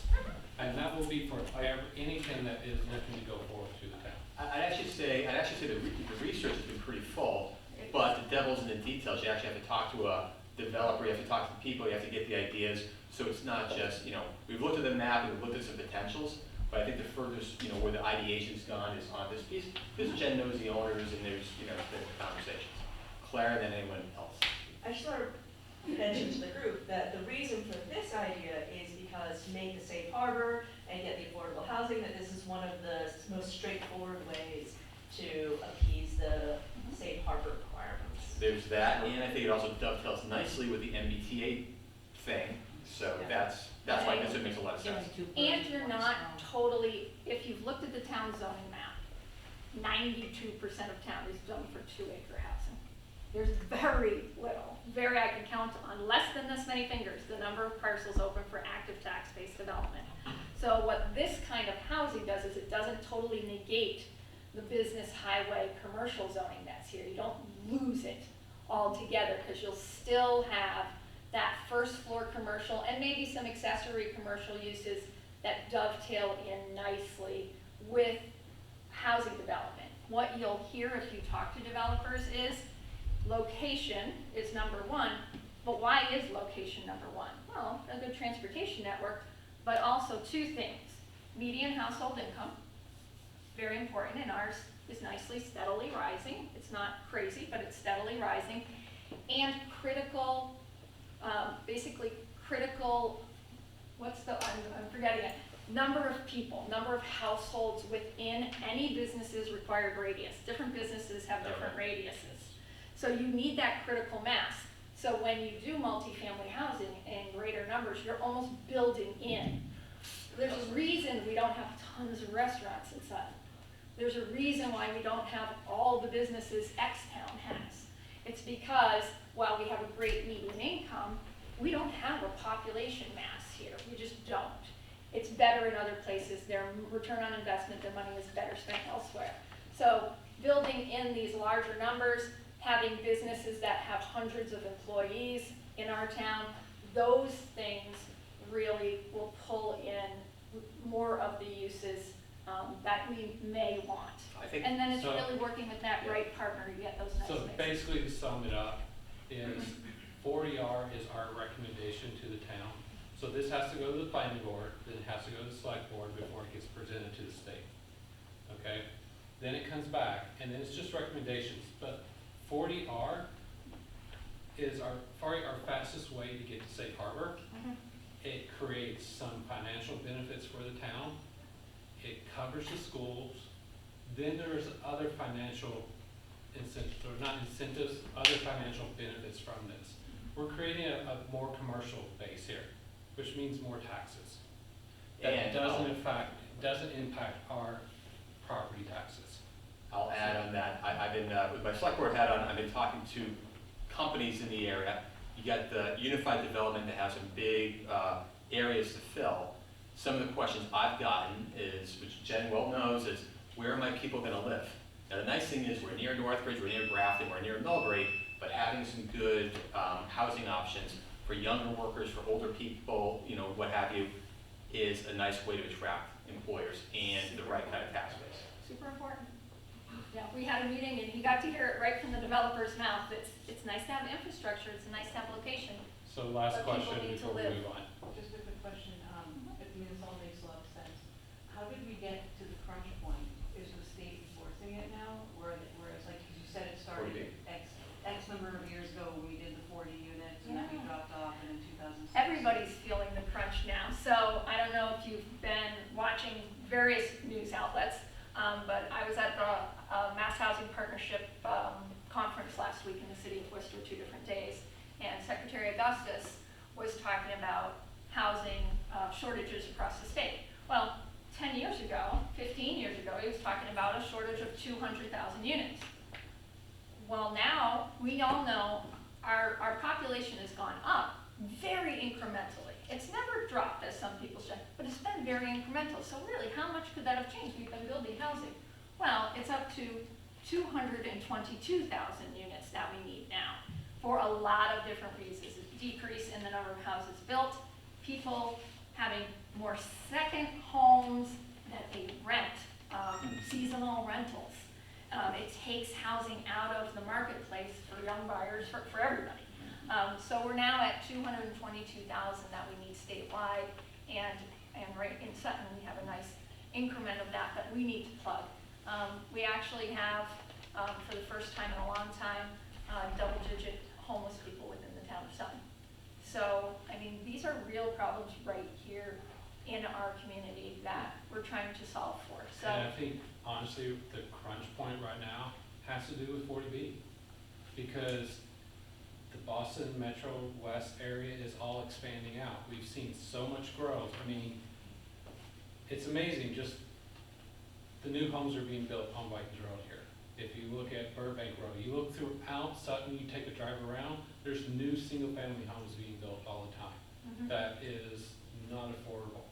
Well, these developers are taking advantage of that. They're realizing, oh, people want to come to Sutton. High market value means you're gonna build it. Yes. So now we have the issue of all these developers wanting to come to our town and create something and cause headaches for us that none of us want. So, We're on the radar now. yeah. we are on the, that's exactly it. Yep. We're on the radar now. A lot more towns outside the 495 belt are on the radar now. And we've had this law out there for so long, but we're just starting to feel the pressure of being in that next kind of belt out here. And it's, Think of it this way, Worcester is the only growing city left in Massachusetts. Okay? and it's grown by Man, leaps and yeah, bounds. it's growing extremely fast. Wes has gone to the manufacturing roundtable for the Worcester Chamber of Commerce. They are anticipating a huge growth from the manufacturing side because they already have parcels and pads that are ready to be built on, that can be built on in months. That creates a huge demand. They're looking to increase life sciences by 14%, just this year alone, which is a huge demand. And that's high income, which those individuals are gonna look at places like Sutton to come to. So it's all timing. It's all really timing. And the bullseye's on us and a lot of other communities in our area. And, you know, the population's not decreasing. And unfortunately, the cost of housing is just jumping, and especially in relation to wage increases, it's not keeping up. So that gap's getting larger and larger. It's not a Sutton problem, but it is a problem. It's a, yeah, I mean, it is a Sutton problem. So and This is a nice recommendation. Yep, it is. So we've got a couple more. We'll move on, but I just wanna say, why this parcel? You gotta spend your land wisely. Yeah. Just keep that in mind whenever we talk about any recommendation. This is a nice parcel of land that's gonna be developed one way or the other. And if we want to be able to tackle the affordable housing numbers we want without Sutton exponentially growing in size, this is a nice way to spend our land, our assets, in order to get us to our target without exponential growth, without Sutton growing to being double its population or double its amount of housing units. Just, So- that's a good way of putting it. So there's a Take couple on. other strategies. Yep. The next one is a hot topic one, but HPP is looking to recommend this, but there's a lot of work that has to be done. And basically, it's the cottage housing. I actually don't like the term personally, cottage housing. Originally, this type of development, this type of planning was called pocket neighborhoods. That was developed by Ross Chapman, he coined the phrase pocket neighborhoods. He's an architect. Most of you probably know from the meeting, ideally a cottage neighborhood or a pocket neighborhood is single family homes. Sometimes you'll get duplexes in there that are all centered around kind of common areas. They are great in the fact that they're small units. They provide a great starter home for young couples or for single people. They provide a great smaller space for those of us that are getting older that we may want to downsize and have something we don't have to manage and maintain as much. Therefore, because of those, it creates a great small community where there's multi-generations working together, helping each other out. So it's just one, there's a lot of stuff before this could really get presented to the town for a town warrant. Bylaws, basically. There's a lot of work that has to be done with the bylaws. There's a lot of different factors that can go into this. I've done a lot of research. A lot of the stuff that's being built now, no, it doesn't work. We need to be able to craft something that fits us. So there will be more work with this. Just a quick question on that. Is this, this doesn't change the zoning for the whole town, it's just, No. you pick a chunk of land and you Yes. say this is what it is? So Possibly, there's different ways to skin the cat, but yeah. So one of the most popular ways currently that has actually worked really well, look at Hamilton, Mass. Their bylaw is actually, I consider pretty good. They are looking at having these communities, but they have to be like 3 miles apart. They can't be, you can't have a huge section of them built all next to each other. And there's some other requirements with that we need to consider when we go to put this forward. General throw darts at me. I like these when they have a lot of land associated with it. So it's kind of like if you've been to Europe in a little village where you got tight housing with a lot of open space. I like it when they're like that. And now, again, devil's in the details for how it all works out, but. Yeah, I mean, the key, no matter what, is you have to have a good open space requirement here. The bylaws that we already wrote required 50% open space. So whether the parcel was 5 acres or 25 acres, half of it had to be open space. And most of that, you wanted the units centered around that, and you wanted it around the edge. So when you're driving through any neighborhood in the town of Sutton, you'll see your 4-bedroom colonial, your big giant house, you'll see a nice little field, and maybe you catch the top of a cottage or two peeking out, but you're going into the pocket neighborhood to see the neighborhood. It's just an alternate form of housing that, again, devil's in the details in terms of making sure it works for Sutton and making sure it works environmentally as well. So there's a lot of great ones around the state, and again. I personally like this because we consider ourselves an agricultural community. I'm a big fan of, and I'm actually getting ready to work on my teaching certificate for permaculture, which is creating sustainable agricultural systems where everything works together from an ecological base.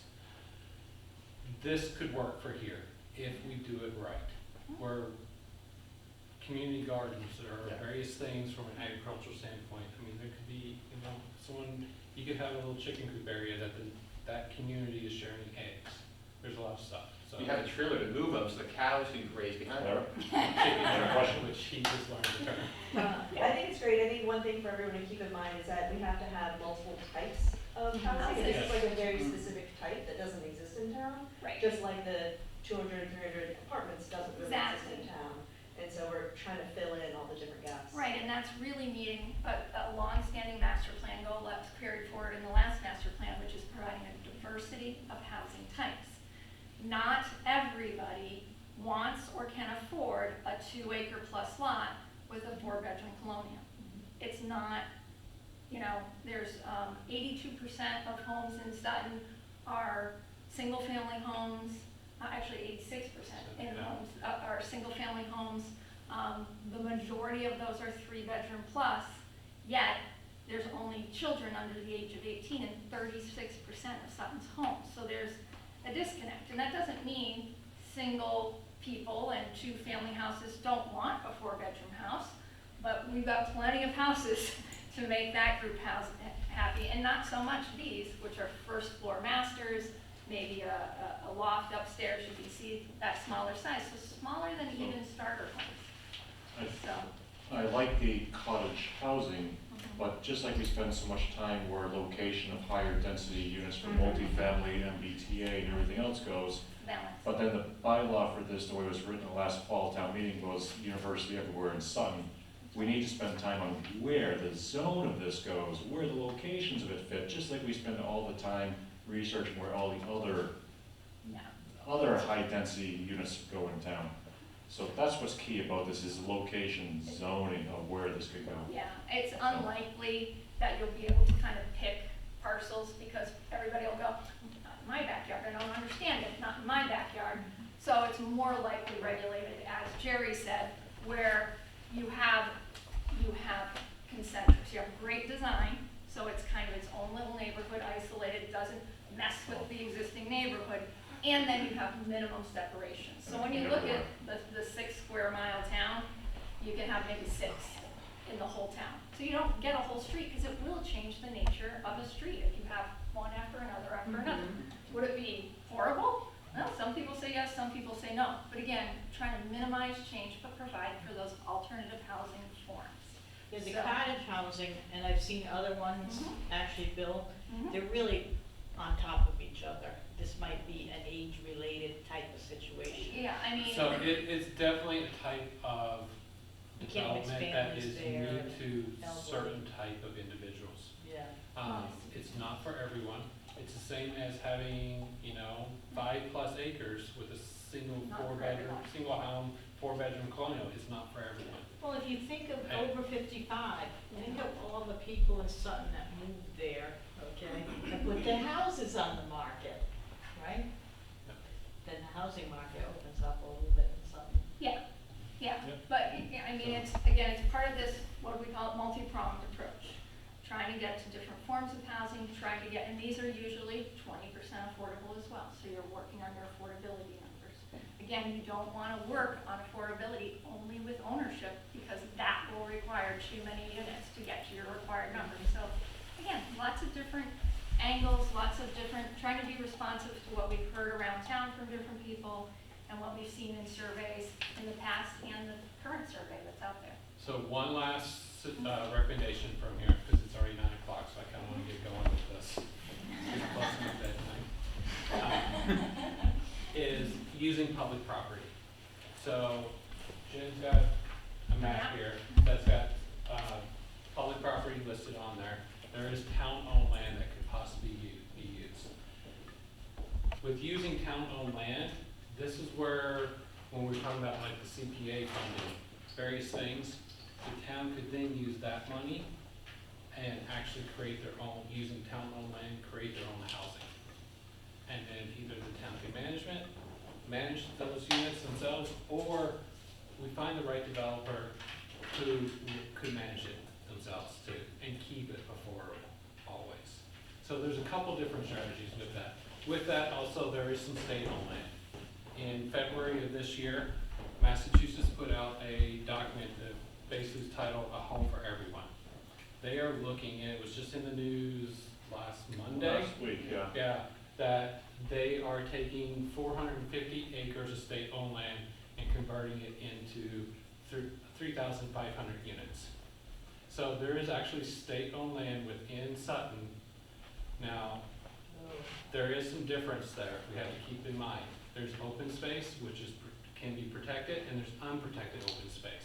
There is unprotected town-owned land and unprotected state-owned land within the township itself that could be used for something like this. The trick with this is finding the right developer. Okay, we have to find the right partner. And that's pretty much with anything, no matter what. With this, actually, I'll let Wes talk about the picture here, because he knows this a little bit more, but this had to do with a developer. So if you see this picture, it's over in Carlisle, I was not involved with this project, that's why I use this photo, because I wouldn't have bias with it necessarily. This is NOAA, they're the nonprofit developer, which would be really good if we had a nonprofit developer work with us, because they're in it for the right reason. They would develop the actual building and then hopefully maintain it indefinitely versus just being in it to make a profit and leave. And the actual builder of this was Delbrook JKS. They're out of Quincy. So Ed Sopel provided the actual photograph for it. But what's key about it is that this was actually town-owned land. So they developed RFP, and they wanted it to be a country traditional type of a design. So that was a new construction back around 10 years ago. And you can see they wanted it to be more like a barn, a silo. They come up with a design. And that's what ends up being built by the developer, because the town owned the land. The town is giving the land to the developer to build the affordable housing, and the affordable housing that the town needed, whether it's age restricted or for multifamily or whatnot. We could do that ourselves if we use town-owned land. It could be town-owned land that we have right now, or maybe if we have that affordable housing trust, we get the money through different means, through developers or whatnot. We could then purchase new land that is good for development, and then do something like this where we donate it through an RFP process for the exact style design that we want for the actual housing that we require. And that could be all affordable, we could have it 50% affordable, and there's pros and cons of both. But then we have more control over the actual development. So what's your strategy in terms of going to the town? For the warrants, you said? Yeah. I mean, this is all part of it, right? The education, the YouTube videos, these kinds of things. I would say this is a super complex topic, right? And all these 40s, so I think part of it is education, letting people know what are we solving for? What are we, you know? But Gary, to that point, I think we have to have a strategy where we're clear about the specific warrant items, the sequencing of them.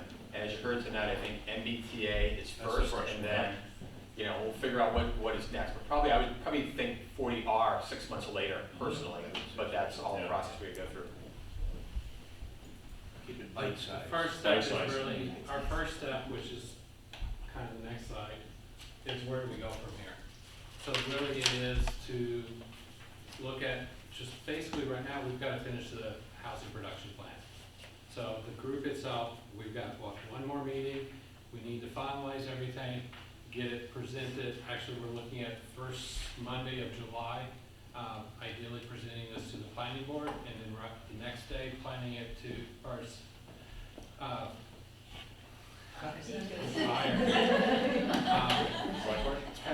It's time for bed. Then give it, then present it to the select board. Well, 60% of the select board has been intimately involved in this. That's good. So it should be a pretty easy process, hopefully. Then it goes to the state, and hopefully they will approve it, which we don't see any reason why they wouldn't. But then from there is, we've got to keep doing this kind of stuff. We all need to learn as to what really is involved with everything so that we can make an informed decision. And that, I think, is one of the biggest keys with any of this. So to that end, there's some information sheets on major subjects. You have copies of the presentation. Pam Nichols behind the camera is the town's communication director and has done a phenomenal job on the Housing Production Plan Working Group webpage. So if you go on there, you can see the videos of every meeting we've had. You can see the background information that this group has dragged through to kind of get to where they are now. You can see background information on each of these subjects. So there's a lot of information on there you can poke around and look at. And if you have any questions, you can direct them to me or any of the 15 members of the group. So, last two things, there's town maps on the tables. There's different types of housing that you saw in the surveys. If you want to take 2 minutes and write down the numbers of different kinds of housing or find the matching sticker and put it on parts of town where you think it would be appropriate. And this one's super easy. This is just smiley faces, and these are some of the things we talked about tonight. If anything that you think the town should consider, now this is not cast in stone, everything has to go to town meeting, but any of these initiatives you think are worth bringing to town meeting and having these conversations, if you want to just stick a smiley face next to the matching category, and if you have a new idea, we'd love to hear that too. So here's a pen. So quick activity on your way out the door, and that is the town's open space map. You can see town land, state land, water district land, in case you're curious. So, thank you. Thank you.